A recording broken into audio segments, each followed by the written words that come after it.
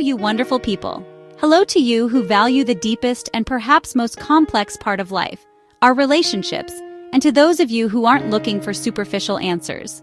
Have you ever found yourself sitting in a heavy silence next to your partner, both of you scrolling on your phones, when suddenly a memory from the past flashes through your mind like lightning? A memory of those first days, that excitement that made your heart race, the laughter that left you breathless, that irresistible pull, as if a magnetic force was drawing you together, that wild, hot flame. You think about it and ask yourself, where did those people go? We're still the same people, so where did the magic go? If you have ever felt this, even once, know that you are not alone. And more importantly, this is not a personal failure or a sign that the love is gone. It is a biological and evolutionary program, a code written into the deepest layers of our brain. By the end of this video, you will not only understand the complete map of this biological program, but you will also learn how to transform from being a victim of this program into being its intelligent architect. You'll learn how to reactivate this powerful brain chemistry in your favor with a few scientific keys. This video isn't just about saving relationships. It's about taking back control of our emotions and understanding the deepest codes written into our very being. To understand this journey, let's imagine a relationship as a space mission. The first days are exactly like a rocket launch, full of fire, energy, a deafening roar, and an immense force that lifts you against gravity, off the ground and toward a new, unknown world. All your body's systems are on high alert. It's exhilarating, but it's also incredibly energy-intensive and unstable. The common belief, the one romantic movies have taught us, is that if this roar and fire don't continue, it means the rocket has run out of fuel and love is crashing down. But the scientific truth is that your brain has simply completed the first phase of the operation successfully. The goal of the launch was to reach a stable orbit, an orbit of peace, security, and predictability. But here is the main question, the one that occupies our minds for a lifetime. Are we condemned to choose between the fiery excitement of the launch and the secure peace of being in orbit? Is there a way to sometimes reignite the engines without leaving that safe and precious orbit? The answer is a resounding yes. But first, we have to understand our brain chemistry. Let's take a time machine back to the scene of the crime, the first days of knowing each other.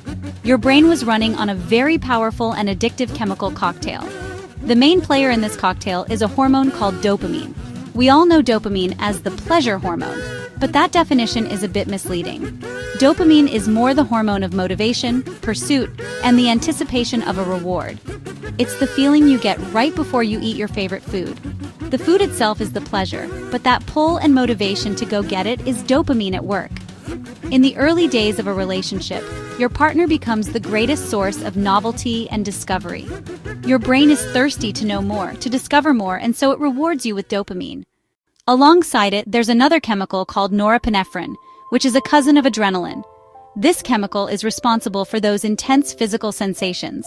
Your heart beats faster, your palms sweat, your focus narrows in on that one person, and it feels as if the rest of the world and its problems have faded into the background. This combination of dopamine and norepinephrine creates a state of positive stress and extreme focus, a state of the hunt or infatuation. And here's the first crucial truth we must accept. This state is not biologically sustainable. Our bodies are designed for survival, and they cannot remain in this high-alert, high-energy consumption state forever. This system evolved to help us find and attract a mate, not necessarily to keep them for the long haul. And this is precisely why, after a few months or a year or two, once the brain has gathered enough information and concluded that this person is a good fit for survival and security, it declares a state of normalcy. Now it's time for a completely different chemical to enter the game, a chemical called oxytocin. It's known as the love, trust, or cuddle hormone. Oxytocin is released after prolonged physical contact, like hugging, holding hands, intimate conversations, and of course, at the peak of sexual intimacy. Oxytocin acts like a warm, soft blanket for our nervous system. It reduces stress, lowers jealousy, and most importantly, creates a deep sense of bonding and trust. Oxytocin is what makes you feel at home and safe with your partner. It's the invisible glue that holds you together through tough times. But this warm blanket has another side to it. Here, the greatest biological paradox of a relationship reveals itself. Listen to this part carefully. Dopamine, the engine of that initial excitement and passion, feeds on novelty, surprise, mystery, and unpredictability.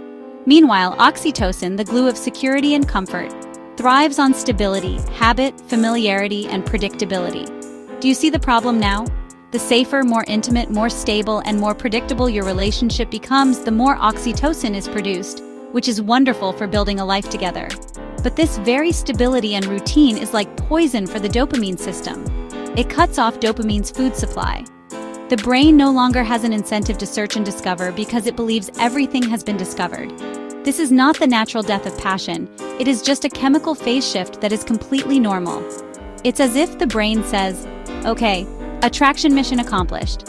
Now I'm diverting all resources toward the mission of survival and building a safe nest. But the fantastic news is that we humans, unlike other animals, have an extra layer on top of these biological programs: consciousness. We can consciously manage these codes. Now that we understand the brain's architecture, how can we become the new architect of our relationship and use both systems to our advantage? How can we keep the oxytocin glue strong while also reigniting the dopamine engine? There are 4 scientific and practical keys to do this. Key number 1, the smart injection of novelty. Our brain is a pattern recognition machine. It loves habits and routines because they consume less energy. But that very habit is the killer of dopamine. To recharge dopamine, you must consciously break the patterns. This doesn't mean huge, earth-shattering changes. It means creating micro-adventures in your daily life. For example, try sensory novelty. If you always have dinner with the same music, put on a playlist from a country whose music you don't know, or buy a new perfume or cologne together that you only use on special occasions. Create intellectual novelty. Instead of watching the same old series, watch a controversial documentary about space or history and then debate it until midnight. This pulls your brain out of its passive mode. And most importantly, experiential novelty. Sign up for a new class together. A pottery class, a Spanish class, anything where you are both beginners. The moment you see your partner with clay-covered hands, struggling with the pottery wheel and laughing, your brain sees them in a completely new context. They are no longer just your spouse or the mother of your children. They are a classmate, a partner in discovery. This very change in context gives a positive jolt to the dopamine system. Key number 2, the power of multifaceted touch. We all know that touch releases oxytocin, but touch can also become a boring routine. We are looking for the kind of touch that activates both systems. Take the task out of touch. A quick kiss on the way out the door is more like checking a box on your daily to-do list. Instead, stop. Hold their face in your hands, look them in the eyes, and then kiss them. This presence and mindfulness in the moment multiplies the quality of the touch 1,000 times. Research has shown that a 6-second hug or longer can significantly raise oxytocin levels and lower blood pressure. But to add a dash of dopamine, use unexpected and playful touch. When they're doing the dishes, hug them from behind. When they're sitting on the couch, instead of sitting next to them, go and rest your head in their lap and ask them to play with your hair. These small, unexpected gestures send a surprise signal to the brain and tell dopamine, hey, there are still new things to discover here. Key number 3, creating shared challenge and play. Remember when I said the dopamine and norepinephrine system is activated during positive stress? You can recreate these conditions in a controlled and safe way. Do something together that gets your heart rate up a little. You don't have to go rock climbing. Even assembling a complicated piece of IKEA furniture can be a shared challenge. Play a competitive but friendly sport together. Badminton, ping pong, anything that involves a bit of teasing and laughter. This act of playing is one of the oldest ways mammals form bonds, and we have forgotten it. And key number 4, perhaps the most important, the art of distance and desire. This key might sound strange, but to get closer, sometimes you have to consciously be a little distant. Dopamine is fueled by desire and the longing to attain. When you are together 24 hours a day, 7 days a week, there is no room left for missing each other, and therefore no room for desire. This doesn't mean ignoring each other. It means having healthy parallel lives alongside your shared life. Each of you should have your own friends, hobbies, and personal space, and you should actively maintain them. Instead of always going grocery shopping together, sometimes go alone. Dedicate one night a week just for yourself. When you go off and pursue your own interests and then come back and tell each other about your experiences, 2 important things happen. First, you've created an opportunity to miss each other and build desire. Second, you each return with new stories to tell, and you become a fascinating unread book for your partner, one that always has a new page to reveal. This is the element of discovery that dopamine loves. So the great secret is this: the initial passion in a relationship doesn't die. It just goes to sleep under the heavy, safe blanket of oxytocin. Our job is not to get rid of that oxytocin blanket, because that is the glue and the main pillar of the relationship, but to consciously and playfully invite dopamine and its loud friends to this safe and quiet party every now and then. You are not a victim of your biology. Your brain is a grand orchestra with many different instruments. If you only ever play the gentle violins of oxytocin, you will have beautiful but monotonous music. You are the conductor. You can decide when to bring in the triumphant trumpets of dopamine to join the symphony. Love is like a big fire. In the first days, it's a wild flame that seems to burn from an invisible source, lighting up everything around it. But in the long run, that fire needs to be tended to. We have to learn how to add logs to it, and those logs are nothing but novelty, playfulness, shared challenge, and conscious intimacy. Thank you so much for joining me on this deep, emotional, and scientific journey. The fact that you are investing time to more deeply understand the most important part of your life, your relationships, is incredibly valuable and shows your maturity.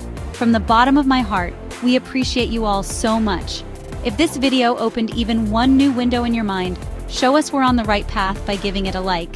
And if you're not yet a part of our curious family, subscribe and get the key to our next videos, where we'll continue to decode the mysteries of the brain and life. Maybe the next time you look at your partner, you won't just see a familiar face. You'll see a wondrous galaxy of alchemy, and now you hold the secret keys to it in your hands.